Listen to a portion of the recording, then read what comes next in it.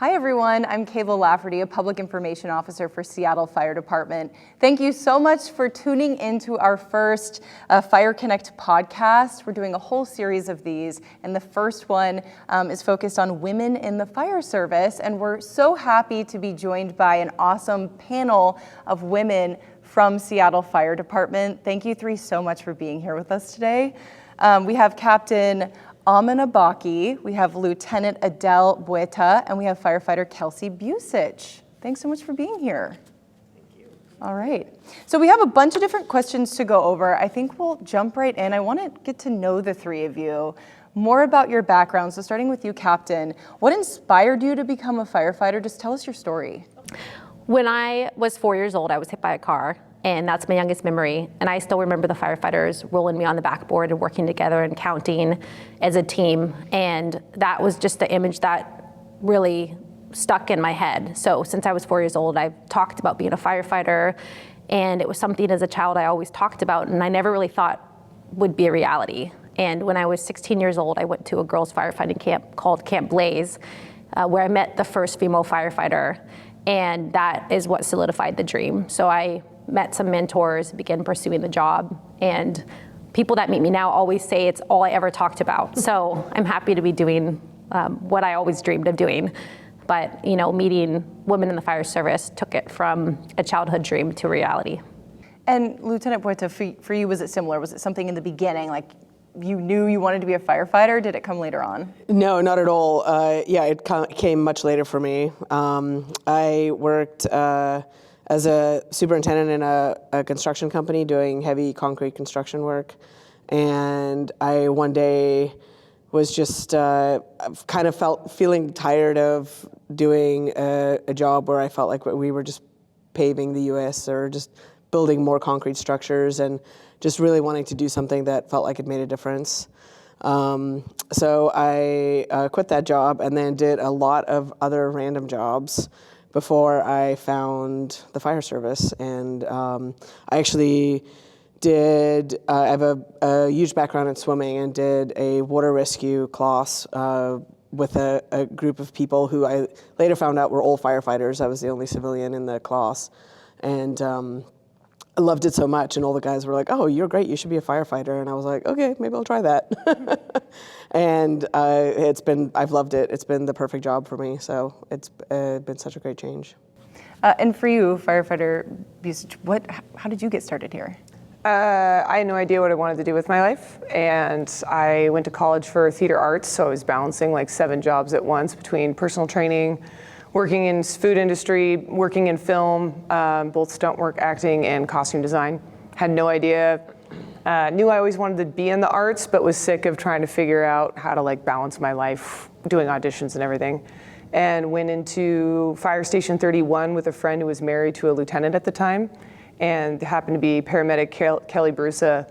Just was like, "Hey, have you ever thought about this?" And it had never crossed my mind, but sat and talked to her for 3 hours, and I had always had a list of my dream job, and it hit everything on that list: team-based, not a 9-to-5, constantly learning, physically active, helping people. There's always something that you can do in this job to expand your knowledge, and it just felt right for what I wanted and needed at the time. So this next question, I mean, for you, Captain Bakke, it sounds like you wanted to be a firefighter from the get, but you two had different career paths to get here, right? So how did your family and friends react when you came to them and said, "I'm gonna become a firefighter"? My family's like, "Oh God, now what?" Oh, okay. Yeah, I think for me, my friends were surprised, but not, but it immediately kind of made sense. They were like, "Oh, what? Oh, yeah, okay, no, I can see that." Yeah. And then, you always wanted to be a firefighter. So when you began that process, what was your reaction? I think I was so young that no one really believed me. And once I started taking steps in that direction, I joined the Seattle Fire Department Fire Cadet program. I started picking up fire books at thrift stores. I bought boots and started shining them. I started doing all these things. Took working out really seriously, started training for the job. My family started really believing that it was a real thing. I come from a mixed race household, so that was one thing that was a shock to my family. As one girl out of 5 kids and 4 brothers, my father never really pictured his little girl being in such a physical job, a first responder job. So once they saw it was a real thing, they supported it, but it took them a while to come around to it. Yeah, I can imagine that, your dad being like, oh my goodness, my daughter's gonna do something like this. But that's so cool that you were able to break through that barrier. And now they just accept it and love the fact that you're a firefighter? It took them a long time. What really changed is I actually responded to my dad's house on the fire engine when he was having a medical emergency. I started out Fire Station 31, which was my neighborhood fire station growing up, and my dad called 911 and I showed up. And he has been really proud since. Oh my goodness, wow. So now going back to the beginning of all 3 of your careers, training.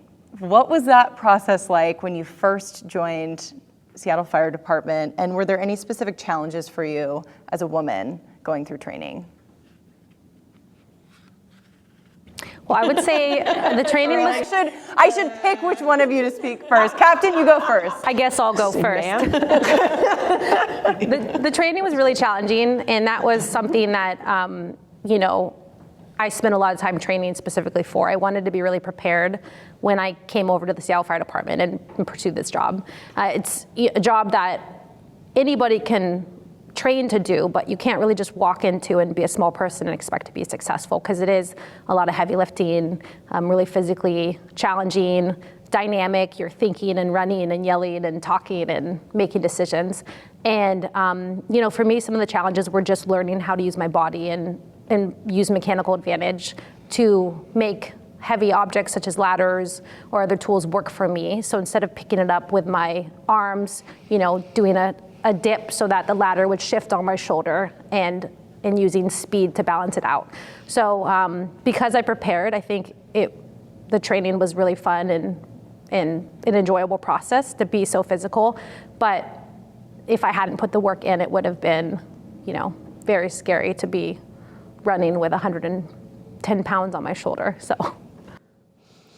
Yeah, I think, I've always had a pretty athletic background. I played rugby, I've been a swimmer. So I wasn't necessarily concerned about the strength aspect of it, but the endurance part. I was also 37 when I joined, and the daily grind of recruit school is tough. It wears on your body. And so I just wanted to make sure I was as strong and as fit as I could be when I started, so that even if I started losing some endurance, that I would still be fine. And like Cap says, it's the heavy equipment that we're carrying and we're manipulating. And if you're not strong and fit, it's tough. What was it like preparing for going into training? Yeah, I was really excited to get into training for fire. I nerd out about fitness. I really like seeing what bodies can do and how they can adapt and change. So I was in volleyball, and then I was a martial artist for 7 years. And then I've been a personal trainer since I was about 20 years old. So all of my specialty was in like body weight mechanical movement for people that couldn't have access to the gym. So getting into a weight room and changing my mindset to deadlifts and overhead presses and all that was very new to me. When I was asked, like, hey, do you want to join the fire service? I'm like, I'm going to have to completely change what I am as an athlete. And getting out of my comfort zone and seeking out people that were good at things that I wasn't good at. Adele and I were in the same class. In that class, Cora McManus and I had met in EMT school, and she's an absolute beast, D1 basketball player, and she's so strong. And I can be a cardio beast when I want to be. So her and I would partner up, and she would write a workout, I would write a workout. I was also very lucky to get connected with a trainer that very specifically trains Seattle Fire candidates as well as military for other programs. And he just put me through the ringer. And it was really fun to change what type of workouts I was doing. And the more I did it, the more I was like, this is the job for me. I want to be doing this type of work for the rest of my life. And it definitely made recruit school a lot easier. It had its challenges, but it was easier because of that programming. So you were in the same recruit class as Lieutenant. Lieutenant. You can call me Adele. And you also were mentioning working with Cora and all that. Did you all find it helpful or beneficial to kind of lean on other women as you're going through the process, or also just in your career in general? Yeah, I would say in the pre-recruit, everybody was meeting up. I wouldn't say it was specifically just women that I was meeting up with, which was great because they could introduce things that I wouldn't have thought of also. But definitely the leadership, having Camp Blaze, I know Captain has mentioned, has been a huge advocate and support for women getting into the fire service and having classes. And sometimes people in the general public would have never considered this career. And even if it's something that like skirts across their mind, they're like, I don't really know what it's like. And I think it's so powerful to bring people in and say, here's some gear, throw it on, go throw this ladder, go pull this hose, go flow some water, go like actually physically do the job. Because I know some of us were here to teach the Future in Women EMS workshop. And I had been hired by Seattle at that point. It was just a fun class, civilians come in, and it was all women for this class specifically, but they got to try on the gear and do EMS work, try CPR. And it was very powerful 3 years later, starting to meet new recruits and operations that were like, I remember that class, you taught it, and I'm now here because I came to that class. And I think that's what's so important in the community is to get out and let anybody like get their hands on this job, because I don't think people consider it until they're actively doing it. What a cool full circle moment to have people come back saying, I remember you. Oh, that's amazing. So then, you make it through training, you make it through being a recruit and all that stuff. You're in the fire service. Going through that process, did you feel that there were any misconceptions about women in firefighting that you've encountered like through that process and in your career? We'll start with you, Captain. Definitely there are misconceptions. I think one thing that I faced, so when I got hired, there weren't a lot of new women that had come through. It had been about 6 years since another woman had graduated the academy. So, I had the same mentors that I had when I was 16 and went to Camp Blaze. They were all close to retirement though. And so a lot of people, told me, oh, well, you just got in because I needed to have a woman here. That makes sense to them. And the reality is I was successful because I had prepared and dedicated myself to pursuing this career and was able to accomplish all of the standards that were in the academy. So that is something that I think as we get more women and people work with the talented women we have, they see that, every candidate that makes it through has proven themselves and accomplished what they needed to be a successful firefighter. So the more women that apply and are successful, the better that gets. Yeah, I mean, I think there are definitely some stereotypes about female firefighters, and I think it's funny because even if you just look at the three of us, we all have such massively different backgrounds and lives currently, and it's like that across the board. There's no like common thread amongst the women. We all have like our very different stories, very different reasons to be here, and are all very unique. And I think the only, like Cap said, the more women we have in the service, the better it is for everyone, and the better. So hopefully we'll get a bunch more people in this next application process. I don't know if I answered. Sorry. Well, you met me, so then, Oh, that was it. Yeah. We had coffee like Kelsey's first week, and I was like, Oh yeah, Craig. Yeah, I was set like, that up. You're good. He's like, you're gonna meet Am, and I was like, yes, sir. And I was like, don't worry, you're great, no matter what anybody tells you. No, I think that I don't know about misconceptions, but I think it's hard to say that there's a single woman that works in this department that just like happened to come across this but doesn't really want it. Yeah. And that's not just for women, that's anyone in this department, because the amount of time it takes to apply, to go through the process, to go through recruit school, to be brand new as a probationary recruit, like it's a long dedication process. So to have the assumption of like this person is just here to be fluff or doesn't really like, it's hard to meet a single woman in this department that didn't want this badly and worked very hard to have that grit to prove that they could do the job and still prove every day they show up in the station that I belong here. Yeah. I think you're going to find that in anybody you work with. Which is a testament to how great of a job it is. Yeah. Because people work that hard to do it, because the reward is worth it. That's really cool to hear. How would you describe the camaraderie and dynamics within your individual crews at Seattle Fire Department? We'll start with you, Captain. Oh, okay. Yeah, I would say, being a firefighter going to work is really fun, and having a crew, there's a lot of fun and teamwork that happens. And for anyone that likes to be a member of a team, it makes it really enjoyable. So, we start our day and plan our day together, figure out who's cooking dinner. We go to the store together and we shop for dinner. We often do exercise and training, and I'm lucky I work with a lot of people who really want to show up to work hard every day, and have such a strong commitment to doing the best they can at their job. So it makes it really fun. Anyone who's eager to learn just is such a great member of a crew, because we can talk about what things we want to get better at, and it's a job that we can constantly improve at. Yeah, and it's a unique career, right? Because you're working 24 hours, doing everything that you would normally do, eating, like sleeping, working out with these people. It's not just where you show up to your 9 to 5 and then you go home. You have 24 hours with these people. So I'm sure that really kind of adds to the relationships that you form. It does, and it's really more like a family. Yeah. So, families have,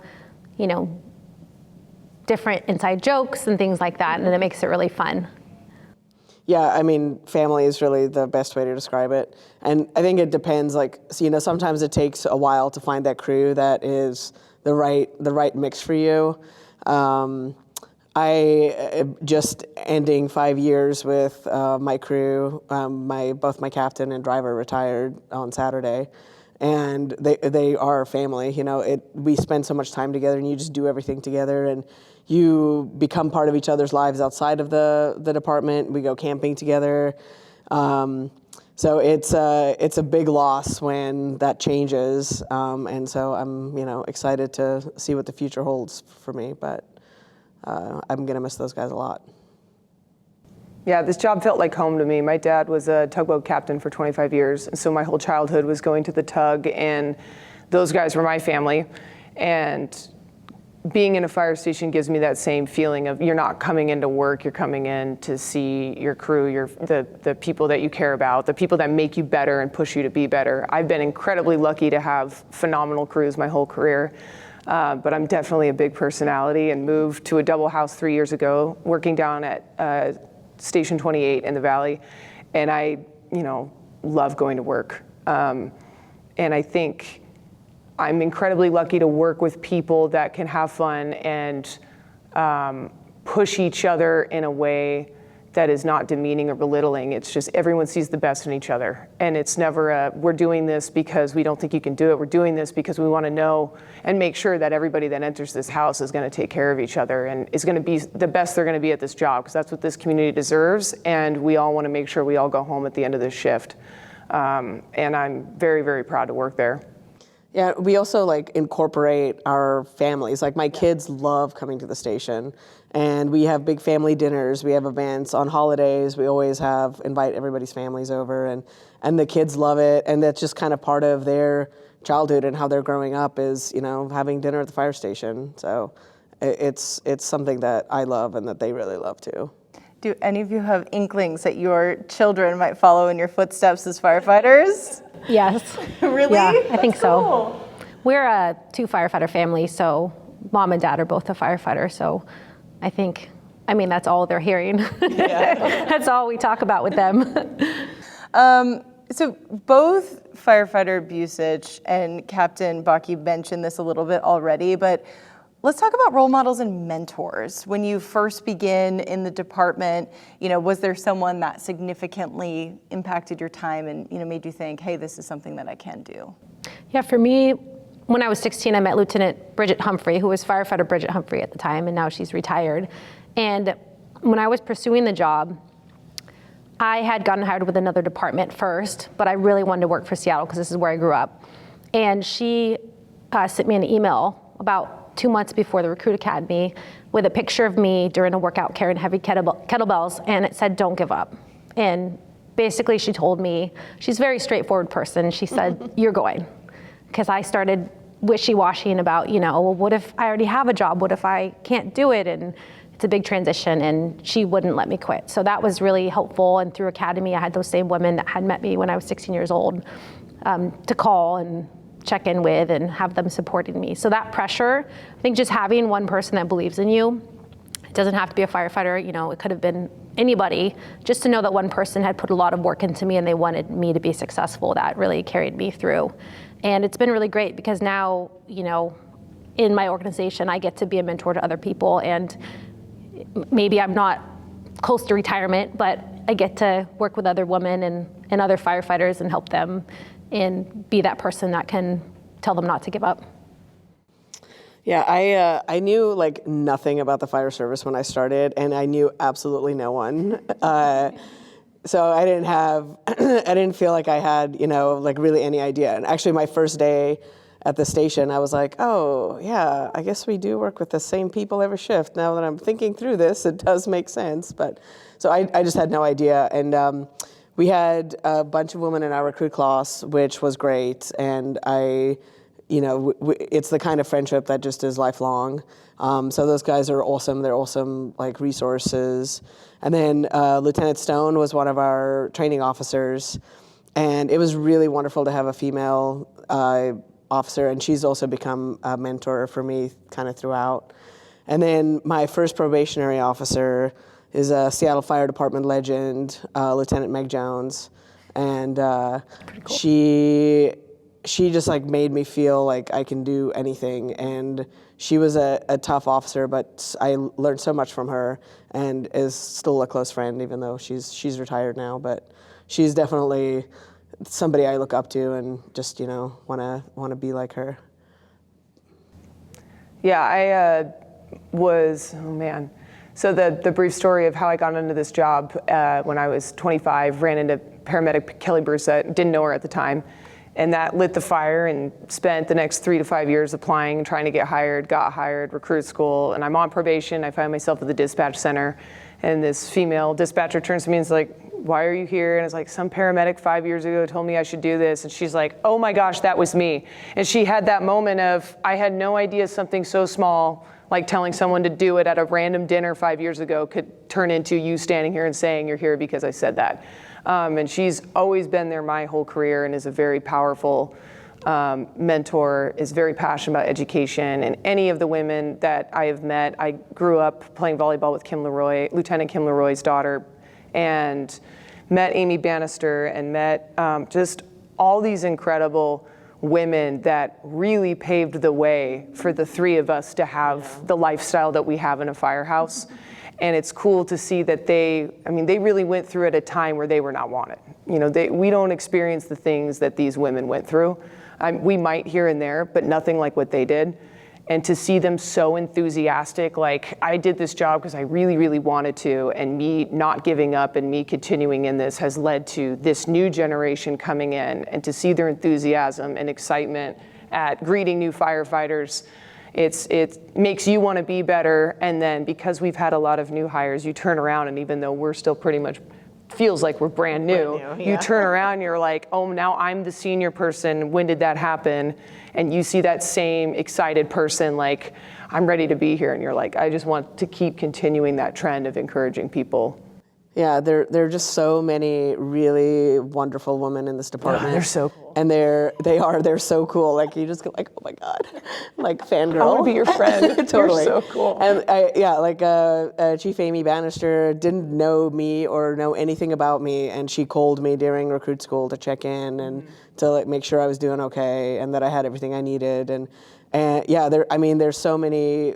It's such a long list of just really badass, like, awesome, strong women. And they went through so much, like Kelsey said, and they like just care about us. They care how we do. They look out for us. They're excited for us. It's cool.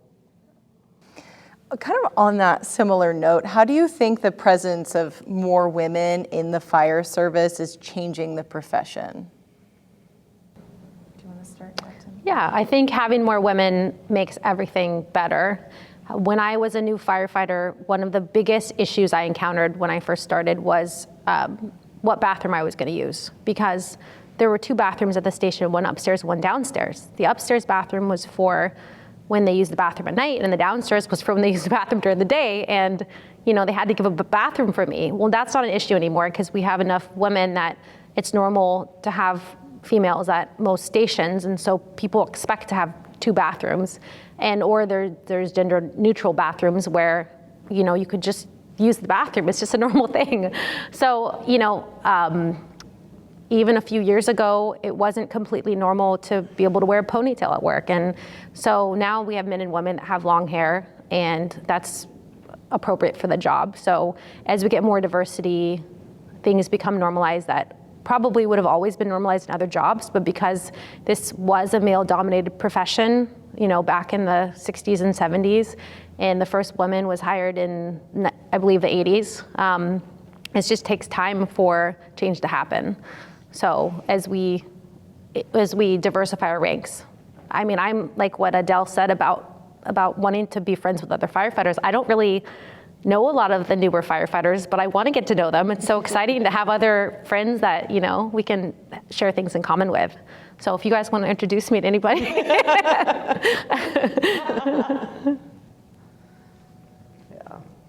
I know I probably don't have a popular answer for this. I've been asked before in other interviews and whatnot, like, what do women bring to the fire service? And I don't necessarily like that question, because I don't think it's about what we bring. I think what I love so much about this job is whoever I sit on that rig with, all of us have such an insanely different, diverse background that when we go on calls, which is the most important thing, is being there for the community, there's someone on that crew that's probably going to be the right person for that call. And we've got math teachers and mechanics and people that served in the armed forces, weird theater nerds, construction experts, and you never know on a call like what is going to be needed at that time. Like the other day we had a call, and it was a immigrant from Africa that spoke French, and we were all like, oh no, nobody here can help. And all of a sudden our tailboarder just starts speaking French. We're like, where'd that come from? He's like, oh, surprise, my mom's French. I speak fluent. Oh, and I also speak the other 3 languages. And you're like, well, that's great. Like, that's so cool. And I think everybody has that background that they can bring. There's definitely been times on a call. I know one specifically I could think of is we made a very special day for a retiring lieutenant where we were able to get an all-female crew, which was her dream before she left. And we had 2 female medics that day, and we went on a call for a very, very sick girl. And in the moment, she was so probably out of it, she didn't realize she had an all-female crew. But I'm like, what a cool moment for her in her most vulnerable moment of her life to have all women taking care of her. That's not to say that the men I work with wouldn't have taken care of her in the same utmost professional manner. But little things like that, I think, make a difference. You can usually vibe with a patient which person they connect best with on a crew. But I think everybody that joins this job brings something that's important. I love that answer. That's a great answer. And this is actually the last question we have planned, but what would you like to tell other women that, it's maybe a thought in the back of their mind, or they've come across this podcast and they're like, oh, I've never really thought about becoming a firefighter, but now it's an idea for them. So what would you like to tell other women that are potentially considering a career in fire service? Do it. Call me. Same, exactly. Just do it. Do it. Don't feel like you can't. Don't hesitate. Just do it. It's such a great job and such a great career, and we have so much fun. Just do it. And there's I mentioned the class. It's not just put on by Seattle Fire. I think tell me if I'm wrong, if it's not through Camp Blaze, but the Future, it's not. So there's a class called Future Women in EMS and Fire, and it kind of rotates where the class happens. It's usually every 6 months at a different department. I think Shoreline just hosted it. We hosted it the 4 or 5 years ago, like I mentioned it. It is, if you have any inkling or curiosity or like, man, is it for me? Is it not for me? Like, find one, look it up online and go, because sometimes just doing the movement. I know there's a group of women in New York Fire that have been starting to just go out into parks with their stuff. Like, anybody want to put on my coat and see what it's like to move around? Like, they're so passionate about knowing how important it is to physically do it. Go to one of those classes. Come by a fire station. Come see the rig. Come talk to me. You can always come to Fire Station 28. I'll show you around, let you check out the station. because I think that's what lights the spark. And sometimes it's not for you, and that's great too. I know we had a gal here that put a ladder on her shoulder, and she just looked at me and went, no. And I'm like, that's great. That's great. Like, if I did that, if I walked in on day one and threw the ladder on my shoulder and was like, this is not for me, I would have walked out the gate and like, time for the next career. But like, you don't know until you try it. Yeah. And so I really encourage reaching out, talking to one of us, going to a class. Well, the women's events are expanding too. So if someone lives in a different county, the King County Future Women in Fire and EMS is now expanded to Whatcom County, which is where I live, but Seattle's the best to live here. And yeah, I'd say though, for people that are considering it, or it's in the back of their head, to start training now. So start preparing yourself, and that's the most important thing that someone can do, is start physically training, start preparing for the challenge, and then apply as soon as you can. And the rest of the steps may fall in place, but if you're not prepared when you get the offer, it'll take more time. So just go to a gym and find someone to help you. Just get strong. Or if you could do what I did when I was about to go into recruit school. I had a 6-month-old baby. And so I put her in a backpack and put on like Carhartts and a sweatshirt and ran stairs with her in the backpack. And then sometimes I watched my friend's 6-month-old baby. So I put one of them in the backpack and one of them in the front and run stairs. So, you got 30 pounds on exactly. you there. I was like, yeah, it was great. And after They were that, great workout buddies. There's nothing left to fear because you had 2 babies. Yeah, if you don't have a background in fitness, just a heads up that to build muscle takes time. Cardio is something you can get into and grind out and kind of change your overall endurance, not quickly, but like kind of efficiently, but strength takes time. So if you're like, oh, Seattle's gonna start opening applications in October possibly, start getting in the weight room now, especially if you don't know what you're doing. Go find someone, find a trainer, find a gym that you feel comfortable in, and start working on that muscle mass so that you're prepared when you start recruit school, and it's not, you get your offer and you only have 3 months. Yeah. It's not enough, or 2 months is not enough time. Start now. I just want to open it up to the three of you. Any final thoughts, anything else that you think, maybe we didn't mention through this process that you think is important for anyone considering joining the fire service? I think just to echo on what Kelsey said here is, you stop by a fire station. Like if you have questions and stuff, firefighters we love to talk about our job, if you can't tell already.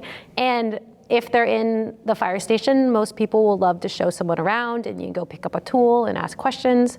That's a really valuable, open opportunity to go learn information and figure out if it's something that would be interesting. Yeah, and I think for women specifically, the majority of women in the department would be more than happy to help someone out and, connect them with training, help them with, showing them tools, getting them exposure. So just reaching out, don't be afraid to reach out. And you can even just go to a fire station and be like, hey, can you connect me with a female firefighter if there doesn't happen to be one? Yeah. I would just echo what they said. It's almost like your own little nerd club here in the fire service. So when other like-minded people are like, I'm kind of interested, the rest of us go, oh my gosh, come in our club. Like, let us show you these things. Because the fact is, biologically, our bodies are not the same as men. So we are going to have tips and tricks for you on how to handle hose and how to throw ladders and how to do certain things that maybe we can't upper body muscle it, but we have techniques to show you where you can manipulate a 2.5 hose the same way he is, and just do it this way because our bodies are better with leg strength. These are the tips and tricks that all the women before you have figured out and have solidified. So when you're starting out, you're like, dude, I can't just muscle this up. Great, let's show you a better technique. We want you to succeed. We want to help. And I will say too, I mentioned earlier, all my mentors leading up to the career, sometimes it feels like you have no one to talk to as a woman. You don't see people that look like you, or it's not as common to run into a female firefighter. So it's important to know that, like what Kelsey said, anyone that finds out you're excited will want to share information, and you don't need someone that looks like you too to get in. It's definitely helpful, and we all want to help so bad because we want to shape, the future of the fire service. But most people are happy to take someone under their wing because it is in the culture of our job to pass on information to the next generation. Yeah, and I think the other really great thing about the fire service is there's really a job for everyone or a thing for everyone, because we have engines and trucks and we have this amazing paramedic program and we do a lot of EMS, I like to compare it to a rugby team. It's like in a rugby team, you need like the really big, strong forwards and then really fast backs and the really mobile scrum half that's usually pretty small. And so the fire service is like that. There's just like a job or a thing that everybody can do, and that you find your spot. You find your place where you're happy and you're like, it's the best suited for your personality and your body style and all of that. So, well, just obviously want to thank the three of you so much for taking the time to do this. Your openness and your honesty about the whole process from the beginning to where you are now in your careers is really going to help not only women, but people in general that are interested in joining the fire service have a better idea of what the whole process is like. So thank you three so much. We really appreciate your time. And thank you all, of course, for joining us as well. Make sure to go to seattlefiredjobs.com. You can sign up for an interest list. We'll send you updates along the whole process. And once again, hiring opens up in October.